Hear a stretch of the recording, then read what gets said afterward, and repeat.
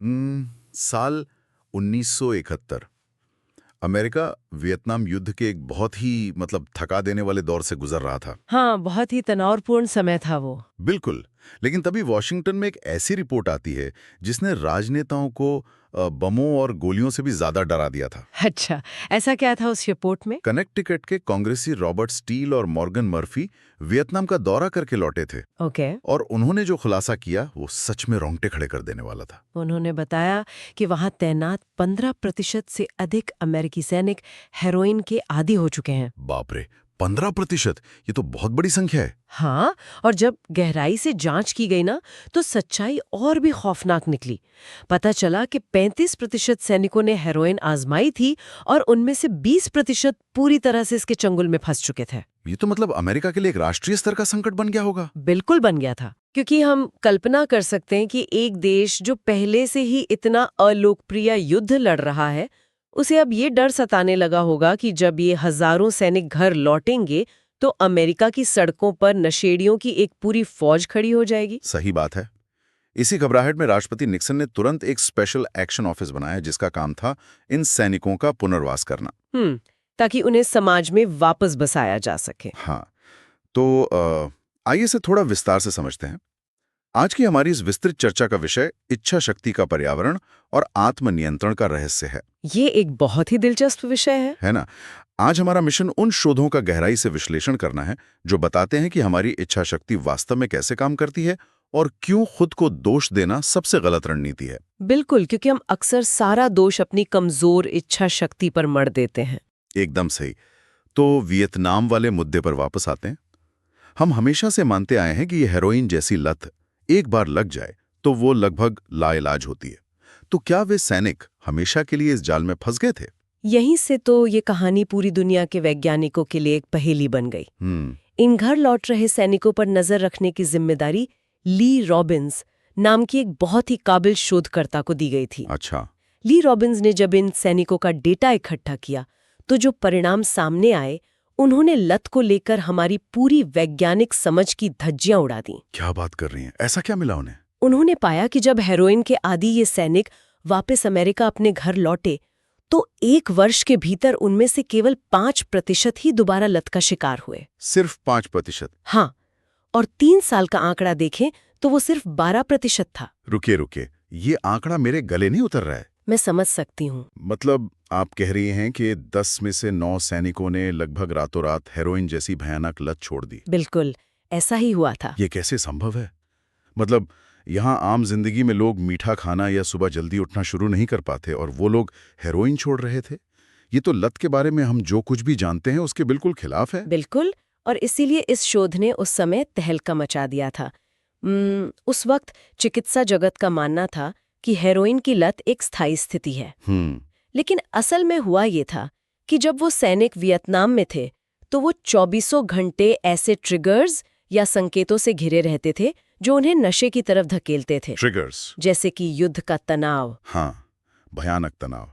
साथ ही हेरोइन का बहुत आसानी से और सस्ते में उपलब्ध होना, उनके साथी सैनिकों का नशा करना और घर से हजारों मील दूर होने का अकेलापन। ओह, समझ गया। लेकिन जैसे ही वे अमेरिका वापस लौटे, वो पूरा का पूरा माहौल ही रातों रात बदल गया। वे सारे ट्रिगर्स अचानक गायब हो गए। यानी जैसे ही पर्यावरण बदला, इंसान की आदत अपने आप बदल गई। एकदम सही। अगर हम इसकी तुलना आज के सामान्य रिहैब के तरीके से करें तो फर्क एकदम साफ नजर आता है। हाँ, वो तुलना बहुत जरूरी है। क्योंकि एक आम इंसान जो नशे का आदी है वो खुद को साफ करने के लिए रिहैब क्लिनिक जाता है। वहां का माहौल बिल्कुल साफ होता है, कोई ट्रिगर नहीं होता, कोई तनाव नहीं। लेकिन जैसे ही वो इंसान रिहैब से निकलकर वापस अपने पुराने पड़ोस में जाता है, उन्हीं पुरानी गलियों और दोस्तों के बीच, तो वो फिर से उसी लत का शिकार हो जाता है। बिल्कुल। आंकड़े बताते हैं कि 90% लोग फिर से रिलैप्स कर जाते हैं।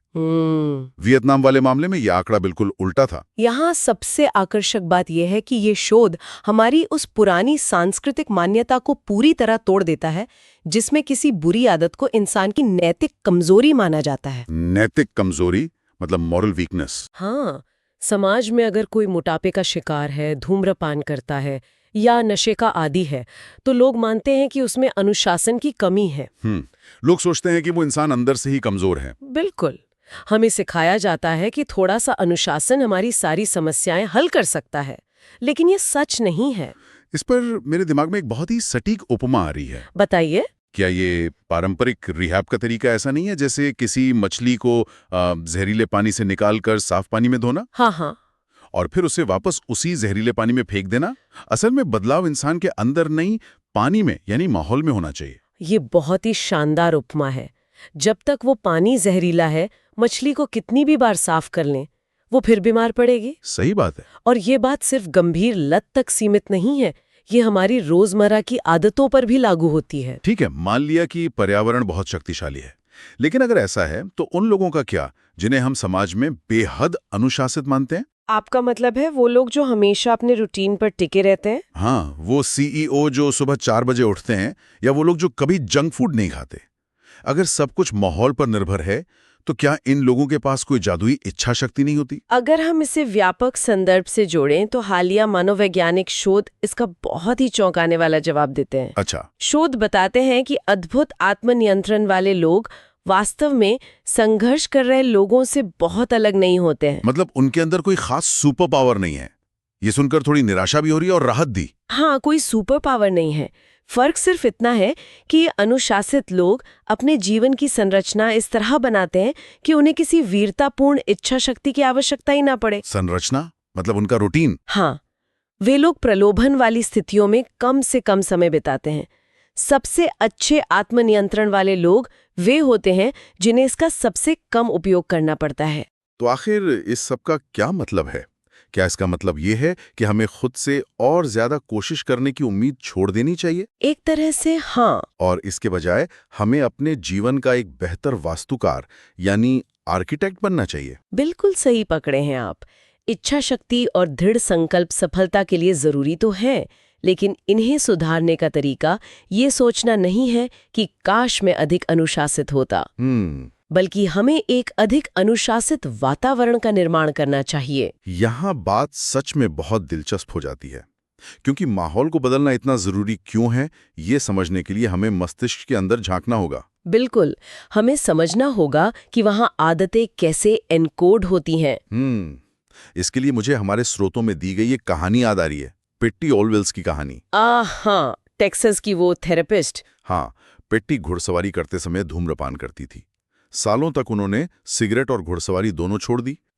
लेकिन दशकों बाद जब वो दोबारा घोड़े पर बैठी, तो अचानक उन्हें सिगरेट की इतनी तीव्र इच्छा हुई कि वह हैरान रह गईं। ट्रिगर अभी भी उनके मस्तिष्क में मौजूद था। ये एक बहुत महत्वपूर्ण सवाल खड़ा करता है।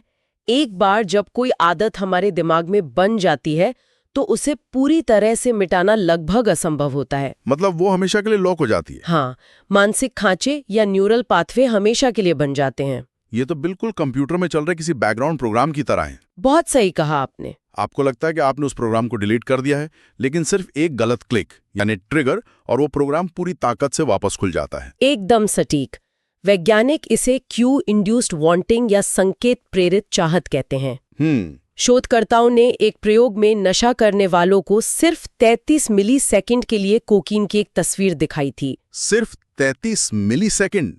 ये तो पलक झपकने से भी कम है। हाँ, ये गति इतनी तेज थी कि उनका चेतन मस्तिष्क इसे दर्ज भी नहीं कर पाया। वे बता ही नहीं सकते थे कि उन्होंने क्या देखा। अरे बाप रे! लेकिन फिर भी उनके मस्तिष्क का रिवॉर्ड पाथवे पूरी तरह से सक्रिय हो गया और उन्हें ड्रग्स की भयानक तलब होने लगी। ये तो सच में डरावना है, और शायद इसीलिए जब हम बुरी आदतों को छोड़ने के लिए लोगों को डराते हैं तो वो बैकफायर कर जाता है। बिल्कुल, इसे बैकफायर प्रभाव कहते हैं। जैसे मोटापा कम करने के लिए लोगों को शर्मिंदा करना। हाँ, या धूम्रपान करने वालों को पैकेट पर काले फेफड़ों की भयानक तस्वीरें दिखाना। इससे वे तनाव और चिंता में आ जाते हैं। और तनाव दूर करने के लिए वो क्या करते हैं? वापस उसी बुरी आदत की तरफ भागते हैं। सही कहा। बुरी आदतें ऑटो कैटालिटिक होती हैं। वे खुद को ही बढ़ावा देती हैं। तनाव होता है तो जंक फूड खाते हैं। जंक फूड खाने से बुरा महसूस करते हैं, वजन बढ़ता है, और फिर उस बुरे एहसास से बचने के लिए और ज्यादा जंक फूड खाते हैं। ये एक कभी न खत्म होने वाला चक्र है। तो चूंकि हम अपने दिमाग से इन प्रोग्राम्स को मिटा नहीं सकते, तो फिर सबसे विश्वसनीय समाधान क्या है? हम इस चक्र को कैसे तोड़ें?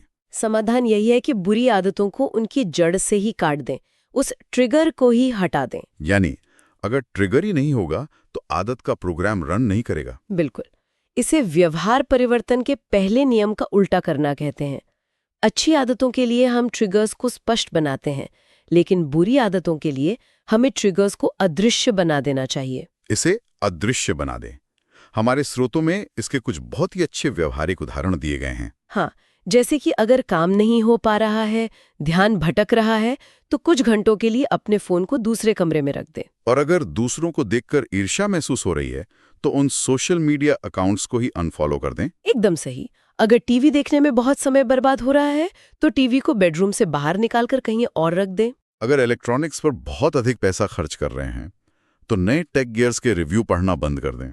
और अगर बहुत अधिक वीडियो गेम खेल रहे हैं तो हर बार खेलने के बाद कंसोल को अनप्लग करके अलमारी में रख दें। लेकिन यहाँ मैं एक सवाल पूछना चाहूंगा, क्या हर बार टीवी को दूसरे कमरे में ले जाना या कंसोल को रोज अनप्लग करना बहुत ज्यादा थकाऊ नहीं लगता? ये थकाऊ जरूर लगता है, लेकिन यही तो इसका उद्देश्य है। अच्छा।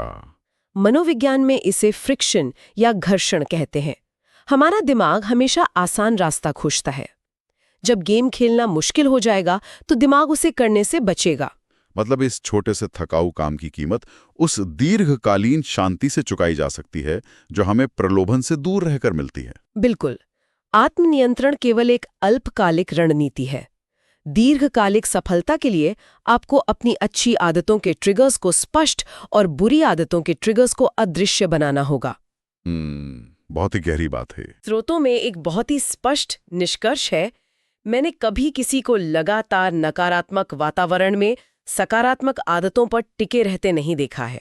क्या बात है। तो अगर हम आज की इस चर्चा को समेटें तो हमने सीखा कि सिर्फ इच्छा शक्ति पर निर्भर रहना एक मिथक है। हाँ, वो काफी नहीं है। हमारी आदतें कभी मिटती नहीं, बस दिमाग में सो जाती हैं।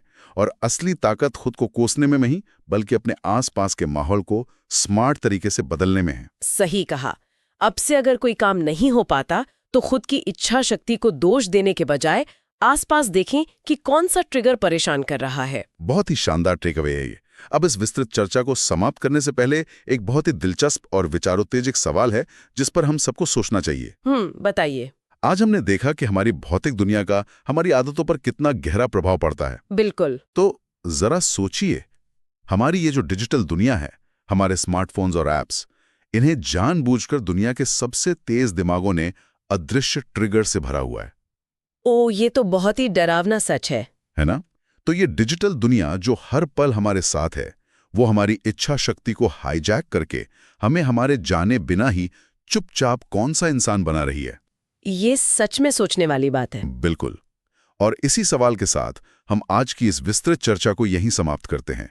अपने माहौल के वास्तुकार खुद बनिए।